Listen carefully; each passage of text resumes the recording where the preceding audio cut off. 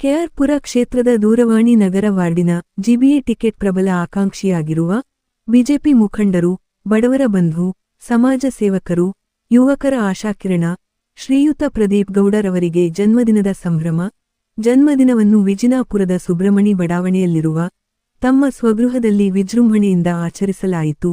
ಕೆಆರ್ಪುರ ಕ್ಷೇತ್ರದ ಮತ್ತು ಗ್ರಾಮದ ಮುಖಂಡರು, ಅಭಿಮಾನಿಗಳು ಪಕ್ಷಾತೀತವಾಗಿ ಬಂದು ಪ್ರದೀಪ್ ಗೌಡರವರಿಗೆ ಶುಭ ಹಾರೈಸಿದರು. ಇದೇ ಸಂದರ್ಭದಲ್ಲಿ ಕ್ಷೇತ್ರದ ಜನಪ್ರಿಯ ಶಾಸಕರಾದ ಭೈರತಿ ಬಸವರಾಜರವರು ಸಹ ಜನ್ಮದಿನದ ಸಂಭ್ರಮದಲ್ಲಿ ಪಾಲ್ಗೊಂಡು ಹೂಗುಚ್ಛ ನೀಡಿ, ಸಿಹಿ ತಿನ್ನಿಸಿ ಪ್ರದೀಪ್ ಗೌಡರವರಿಗೆ ಶುಭ ಕೋರಿದರು. ಹಿರಿಯ ಮುಖಂಡರು, ಸ್ನೇಹಿತರು, ಅಭಿಮಾನಿಗಳು, ಕುಟುಂಬದವರು ಪಾಲ್ಗೊಂಡು ಬೃಹತ್ತಾದ ಸೌತೆಕಾಯಿ ಹೂವಿನ ಹಾರ ಹಾಕಿ, ಪೇಟ, ಶಾಲು ತೊಡಿಸಿ, ಪ್ರದೀಪ್ ಗೌಡರವರಿಗೆ ಜನ್ಮದಿನದ ಶುಭಾಶಯಗಳನ್ನು ಕೋರಿದರು. ಜನ್ಮದಿನದ ಶುಭ ಸಂದರ್ಭದಲ್ಲಿ ನೂರಾರು ಆಟೋ ಚಾಲಕರಿಗೆ ಸಮವಸ್ತ್ರ ಮತ್ತು ಸಹಾಯಧನ ನೀಡಿ ತಮ್ಮ ಜನ್ಮದಿನವನ್ನು ಅರ್ಥಪೂರ್ಣವಾಗಿ ಆಚರಿಸಿದರು. ಮಂಡಲ ಅಧ್ಯಕ್ಷ ಮುನೇಗೌಡ, ಬಿಜೆಪಿ ಮುಖಂಡರಾದ ಎಂಎಲ್ಡಿಸಿ ಮುನಿರಾಜು, ಬಾಬು ಸೆಲ್ವಂ, ಶ್ರೀಕಾಂತ್, ಶಿವಣ್ಣ, ಶ್ರೀರಾಮುಲು, ಗೌರಮ್ಮ, ಲೋಕೇಶ್, ಪಿಡಿ ಚಂದ್ರು, ಗಜ ಫೌಂಡೇಶನ್ ಸಂಸ್ಥಾಪಕ ಗಜೇಂದ್ರರವರು ಬಂದು ಶುಭ ಕೋರಿದರು.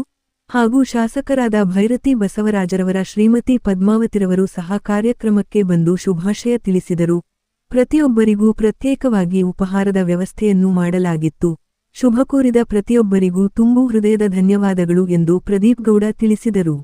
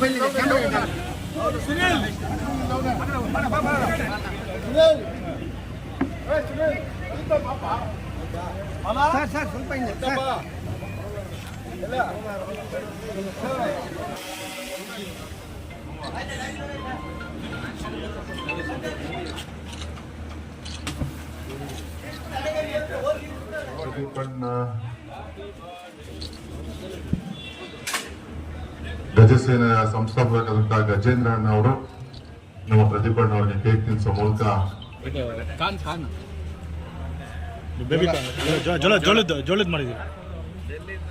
ತಮಿಳ್ನಾಡಲ್ಲೇ ಇರೋದಿದ್ದು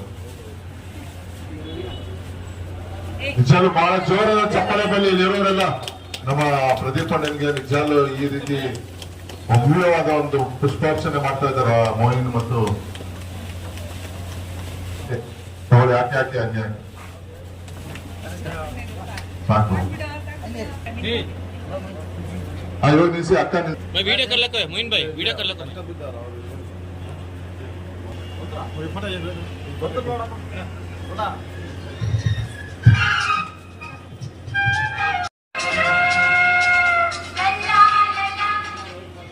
ಇದು ತಾನೇ ನಮ್ಮ ಪ್ರದೀಪ್ ಗೌಡರಿಗೆ ಆಶೀರ್ವಾದ ಮಾಡಲು ನಿಜಾಲು ಬಹಳ ಖುಷಿಯಾಗುತ್ತೆ. ಇದಕ್ಕೆ ತಾನೇ ಭೈರತಿ ಬಸವರಾಜನವರ ಧರ್ಮಪತ್ನಿ ಮತ್ತೆ ಅವ್ರಿಗೆ ಆಶೀರ್ವಾದ ಮಾಡಲು ಆಗಮಿಸಿದ್ರು.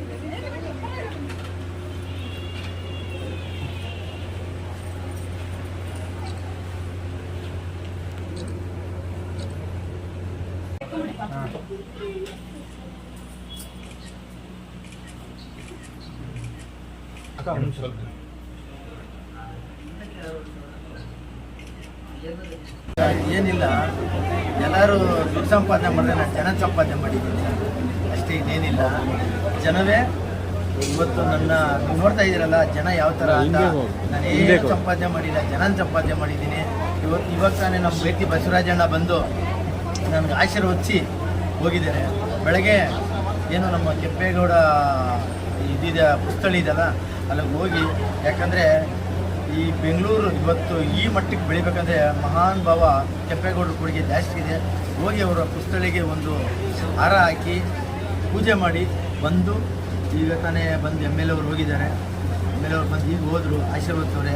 ಜನ ನೋಡಿದ್ರಲ್ಲ, ಏನು ಜನ ಇಷ್ಟು ಅಂತ ಹೇಳಿದ್ರೆ, ದುಡ್ಡು ಸಂಪಾದನೆ ಮಾಡೋದಕ್ಕಿಂತ ಜನ ಸಂಪಾದನೆ ಮಾಡಬೇಕಂತ ದೊಡ್ಡವರು ಹಿರಿಯರು ಹೇಳಿದ್ದಾರೆ. ಅದು ಮಾಡಿದ್ದೀನಿ. ಇವತ್ತು GB ಎಲೆಕ್ಷನ್ ಹತ್ರ ಬರ್ತಾ ಇದೆ. ಜನ ಏನು ವಿಜಯಪುರನೇ ದೊಡ್ಡದಿತ್ತು, ವಿಜಯಪುರ ಈಗ 4 ಭಾಗ ಆಗಿದೆ. ಒಂದು ಭಾಗ ಬಂದು ದೂರವಾಣಿ ನಗರ 18 ವಾರ್ಡು. ಆವತ್ತಿಂದ ನಾನು ಹೇಳ್ತಾ ಇದ್ದೀನಿ, ದೂರವಾಣಿ ನಗರ ನನ್ನ ಮನೆ ಯಾವ ವಾರ್ಡಿಗೆ ಬರುತ್ತೆ ಗೊತ್ತಿಲ್ಲ ಅಂತ ಹೇಳ್ತಾ ಇದ್ದೆ. ಅವತ್ತು ದೂರವಾಣಿ ನಗರ ಬಂದಿದೆ, ಜನರಲ್ ಇದೆ. ಏನು ನಮ್ಮ ಒಂದು ನಮಗೆ ಕ್ಯಾಸ್ಟ್ಗೆ ಆಗುತ್ತೆ. ಅದರಿಂದ ಅವತ್ತಿಂದ ಇದು ನಮ್ಗೆ ಆಗಿಲ್ಲ ಅಂದರೆ ನಾನು ಆಗ್ತಾ ಇರಲ್ಲ. ಬಟ್ ನಮ್ಗೆ ಆಗ್ತಾ ಇದೆ. ಯಾವುದೇ ಅಲಿಗೇಷನ್ ಇಲ್ಲ, ಯಾವುದೇ ಪ್ರಾಬ್ಲಮ್ಸ್ ಇಲ್ಲ. ಏನು ಅಲಿಗೇಷನ್ ಮೇಯ್ನ್ ಇರಬಾರ್ದು. BJP ಸಿದ್ಧಾಂತ, ಬಸವರಾಜಣ್ಣ ಸಿದ್ಧಾಂತಗಳೇನೆಂದರೆ ಯಾರು ಅಲಿಗೇಷನ್ ಇರೋದು ಕೊಡಲ್ಲ, ಎಲ್ಲರಿಗೂ ಗೊತ್ತಿರೋದೆ. ಇವತ್ತು ನಾನು ನೀಟ್ ವೈಟ್ ಪೇಪರ್ ಥರ ಇದ್ದೀನಿ. ಬಸವರಾಜನ ಆಶೀರ್ವಾದ ನನ್ನ ಮೇಲೆ ಇದೆ. ಅದು ಮತ್ತು ಇನ್ನೊಂದು ಪಾರ್ಟಿಗೋಸ್ಕರ ದುಡ್ದಿದ್ದೀನಿ. ಇನ್ನೊಂದು ಈ ಕಡೆ ಒಂದು ಕಾಲು, ಆ ಕಡೆ ಒಂದು ಕಾಲು. ಕೆಲವರು ಹೇಳ್ತಾರೆ ಇಲ್ಲಿ ಇಲ್ಲೊಂದು ಕಾಲು ಅಲ್ಲೊಂದು ಕಾಲಿಕ ಬುದ್ಧಿ ನನ್ನ ಹತ್ರ ಇಲ್ಲ. ಇದ್ದರೆ ಬಸವರಾಜನ, ಇಲ್ಲ ಅಂದರೆ ಮನೆ, ಆ ಥರ ಬೆಳೆದು ಬಂದಿದ್ದೀನಿ. ಅದರಿಂದ ಎಲ್ಲೋ ಒಂದು ಜಾಗದಾಗ ಸಾಹೇಬ್ರು ಹೇಳೋರು ಆಶೀರ್ವಾದ ಮಾಡ್ತೀನಪ್ಪ, ನಿನ್ನ ಕೆಲಸ ನೀನು ಮಾಡೋ ಅಂತ ಹೇಳಿದ್ದಾರೆ. ಆ ವಿಶ್ವಾಸ ಮೇಲೆ. ಮತ್ತು ಇನ್ನೊಂದು ಏನಂದರೆ, ಅವರು ರಾಜಕೀಯದಿಂದಲೇ ಈ ಜನ ಅಂತಲ್ಲ, ನನಗೆ ಸತತವಾಗಿ ಚಿಕ್ಕ ವಯಸ್ಸಿಂದನೂ ನನಗೆ ಜನಸೇವೆ ಅಂತ ಇಷ್ಟ ಇದೆ, ಮಾಡ್ತಾ ಇದ್ದೀನಿ. ಮುಂದೆನೂ ಮಾಡ್ತೀನಿ. ಜನಸೇವೆ, ಜನಾರ್ದನ ಸೇವೆ. ಜೈ ಹಿಂದ್, ಜೈ ಕರ್ನಾಟಕ, ಜೈ ಬಸವರಾಜ. ಸರ್, ಇದ್ರ ಜೊತೆಗೆ ಬಹಳಷ್ಟು ಕಡೆ ಒಂದು ಹುಟ್ಟಿದ ಬಂದರೆ ಕೇಕ್ ತಿನ್ನೋದು, ಊಟ ಮಾಡೋದು ಎಲ್ಲ ಮಧ್ಯದಲ್ಲಿ ನೀವು ಒಂದು ವಿಶೇಷವಾಗಿರೋ ಸೇವೆ, ಈ ಒಂದು ಆಟೋ ಚಾಲಕರಿಗೆ ಒಂದು ಬಟ್ಟೆ ಕೊಡೋದು, ಧನ ಸಹಾಯ ಮಾಡಿ ಅವರು ಕಷ್ಟಗಳು ಎಲ್ಲ ನೋಡ್ಕೊತಾ ಇದ್ದಾರೆ, ಭಾಳ ಸಂತೋಷ ಪಟ್ಟಿದ್ದಾರೆ. ಈ ಒಂದು ವರ್ಗಕ್ಕೆ ಏನು ಹೇಳ್ತೀರಾ ಸರ್? ನಾನೇನು ಹೇಳ್ಕೊಂಡ್ರೆ, ಇವತ್ತು ಆಟೋಗಳದ್ದು ಸಮಸ್ಯೆ ಸಿಕ್ಕಾಪಟ್ಟೆ. ಏನು ಹೇಳಿ, ಗ್ಯಾಸು, ಆಮೇಲೆ ಮನೆ ಇದು ಕಟ್ಟೋಕ್ಕಾಗ್ತಾ ಇಲ್ಲ, ಗ್ಯಾಸ್ ಸಿಲಿಂಡರ್ಗಳ ಬೆಲೆ ಜಾಸ್ತಿ ಆಗೈತೆ. ನಾವು ನಮ್ಮ ಸ್ನೇಹಿತರಿದ್ದಾಗ ಏನಪ್ಪ ಆಟೋದವ್ರಿಗೆ ಹಿಂಗೆ ಸಮಸ್ಯೆ ಇದ್ದಾಗ ಅಂದಾಗ ನಾವೆಲ್ಲ ಸ್ನೇಹಿತರಲ್ಲೆಲ್ಲ ಚರ್ಚೆ ಮಾಡಿದಾಗ ಒಂದು ಜೊತೆ ಒಂದು ವಸ್ತ್ರ ದಾನ ಮಾಡಿರಿ, ದಾನ ಅಂದರೆ ಒಂದು ನಮ್ಮದು ಕೊಡುಗೆ ಇರಲಿ. ಅದು ನಮ್ಮ ಸ್ನೇಹಿತ ರಮೇಶ್ ಇದ್ಕೊಂಡು ಬೇಡ, ಅದಕ್ಕೆ ಏನು ಚಾರ್ಜ್ ಇದೆ ಹೊಲಿಸೋದು ಮತ್ತು ಇನ್ನೊಂದು ಅದಕ್ಕೂ ಕೊಡೋದು, ಅದಕ್ಕೂ ಒಂದು ಕಿರು ಕಾಣಿಕೆ ಕೊಟ್ಟು ಬಟ್ಟೆ ಕೊಟ್ಟಿದ್ದೀನಿ. ಅದು ಬಸವರಾಜಣ್ಣನಿಗೆ ಕೊಡಿಸಿದ್ದೀನಿ. ಮತ್ತು ಏನು ಅವ್ರು ಪ್ರತಿ ತಿಂಗಳು ಆ ಸ್ಟಿಕ್ಕರ್, ಬಸವರಾಜಣ್ಣ ಸ್ಟಿಕ್ಕರ್ ಏನು ಇಟ್ಕೊಂಡಿರೋ, ಪ್ರತಿ ತಿಂಗಳು 1000 ರೂಪಾಯಿ ಕೊಡ್ತೀನಿ, ಅದು ಹೇಳಿದ್ದೀನಿ. ಪ್ರತಿ ತಿಂಗಳು ಅವ್ರು ಬಂದು ಆ ಸ್ಟಿಕ್ಕರ್ ಇರಬೇಕಾದ್ರೆ ಅದು ಜವಾಬ್ದಾರಿ ಅವರು, ಅದಿದ್ದರೆ ಅವ್ರಿಗೂ 1000 ರೂಪಾಯಿ ಕೊಡ್ತೀನಿ, ಅವ್ರಿಗೂ ಅನುಕೂಲ ಆಗುತ್ತೆ. ಮತ್ತು ವೈಯಕ್ತಿಕವಾಗಿ ಅವ್ರು ಏನಾರ ಬಂದರೆ ಅದು ಇವತ್ತೆಲ್ಲ ನಿರಂತರವಾಗಿ ನಾನು ಸಹಾಯ ಮಾಡ್ಕೊಂಡೇ ಬಂದಿದ್ದೀನಿ. ಈ ಇದೆಲ್ಲ ಮಾರ್ಗದರ್ಶನ ಯಾರು ಅಂದರೆ ನಾನು ಬಸವರಾಜಣ್ಣ, ಸ್ಫೂರ್ತಿ ಬಸವರಾಜಣ್ಣ. ಸರ್, ಇನ್ನೊಂದೇ ಒಂದು ವಿಷಯ ಸರ್, ನೀವು ಕಾರ್ಪೊರೇಟ್ ಆಗೋದು 100% ಸತ್ಯ. ಬಟ್ ತಮ್ಮದು ಸಿದ್ಧತೆಗಳು ಹೇಗೆ?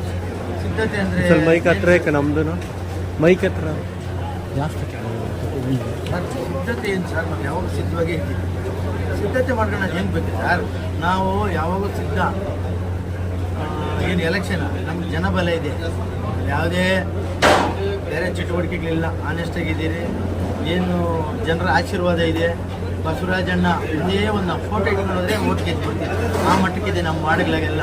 ಬಸವರಾಜಣ್ಣ ಇವತ್ತು ಏನು ನಮ್ಮ ಇಡೀ ಕ್ಷೇತ್ರದಲ್ಲಿ ಯಾವ ಕೆಲಸ ಮಾಡಿಲ್ಲ. ದೇವಸ್ಥಾನಕ್ಕೆ ಬಿದ್ದೋಗಿಲ್ವೋ, ಎಷ್ಟೋ ದೇವಸ್ಥಾನ ಪುನರ್ಜೀವ ಮಾಡಿಬಿಟ್ಟು ಬಡವರು ಬಗ್ರು ಅವ್ರ ಮನೇಲಿ ಯಾವ ಟೈಮಲ್ಲಿ ಹೋದ್ರೂ ದುಡ್ಡಿನ ಕಾಸು ಸಹ ಇರೇ ಇರುತ್ತೆ. ಮದುವೆ ಮುಂಜೆ ಮತ್ತು ಸಾವು ಗೀವು ಹಾಸ್ಪಿಟ್ಲ್, ಪ್ರತಿಯೊಂದು ಸ್ಕೂಲ್ ಫೀಸು ಎಲ್ಲಾದರೂ ಅಷ್ಟೇ. ಕ್ರಿಶ್ಚಿಯನ್ ಅವ್ರದ್ದು ಅಷ್ಟೇ, ಮುಸಲ್ಮಾನರು ಅಷ್ಟೇ. ನಮ್ಮ ಮುಸಲ್ಮಾನರು ಕ್ರಿಶ್ಚಿಯನ್ರು ಯಾರಿಗೇ ಹೋದ್ರೂ ಇಲ್ಲ ಅನ್ನಲ್ಲ ಅಂತ ಮಹಾತ್ಮ. ಅವ್ರು ನಿಟ್ಕೊಂಡು ನಾವು ಮುಂದಕ್ಕೆ ಎಲೆಕ್ಷನ್ GB ಎಲೆಕ್ಷನ್ ಮುಂದಕ್ಕೆ ಹೋದರೆ 100% ನಾವು ಗೆಲ್ತೀವಿ.